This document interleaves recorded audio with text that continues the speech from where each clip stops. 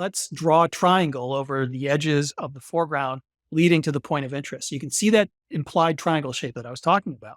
And that shape, those converging lines, that narrowing of perspective, is going to help lead the viewer deeper into the composition. And you can see that I do that a lot with these grand landscape wide angle compositions. So for this shot taken in the Utah desert, we've got the point of interest in the background, which is the sandstone formation. It's got the last light of the setting sun on it and some interesting clouds behind it. And then I've got these erosion lines that are coming in from the bottom of the image. And I have selected a position so those erosion lines stretch to the edges of the image. And so we draw our triangle, and you can see that narrowing of perspective that just draws the viewer into the central part, the background of the composition. And here's another example taken from the Washington coast in Olympic National Park. The sea stack is the point of interest in the background.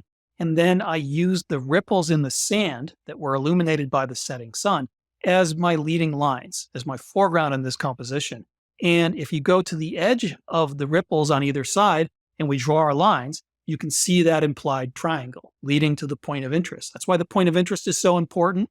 That's why having the foreground be big is so important in these compositions. And once again, here's another composition, this time from the desert of Arizona. There's a sandstone formation in the background, and then I've got this sandstone swirl as my foreground. I got close with my wide angle lens to make that swirl big and prominent in the composition. And if we draw our lines, you can see the triangle here. And here the triangle is skewed so that the visual interest starts in the lower right and then pushes the eye to the upper left. Sometimes I will have the triangle be unskewed and just have a foreground leading to the middle of the background. You can go either way. Personally, I think this diagonal skewing can be a bit more dynamic, so I try to do it whenever I can, but I obviously do the more balanced compositions a lot as well. And here's an example of one of those balanced compositions from Iceland, and I've got the lupin in the foreground and that one feature sticking up with the fog behind it in the background.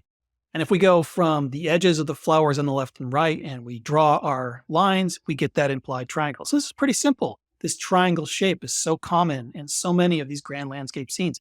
Another example from the desert of Arizona, got really close to these cholla cacti that were backlit by the sun that was rising behind the mountains. I didn't have any clouds in the sky, so I really didn't include much at all, just enough to frame the top of the scene. And this composition is all about the perspective lines leaning in. So I got close to the foreground cholla. That clump forms a shape that is, you can see all the individual pieces of the cholla are leaning into each other. And so that is creating that implied triangle shape. And this is a very dynamic composition that is very effective at pulling the viewer's interest in.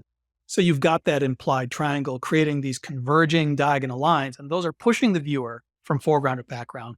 And that bright point of interest, the rising sun and the sun star, that is attracting the viewer's attention. That's pulling the viewer to that spot in the composition. So we take away the triangle and you can see that there's a lot more going on with this composition. It's very dynamic. There's a lot of visual elements, but that background shape, that very general implied triangle shape, is the overall structure of this composition, and it has a very strong visual effect.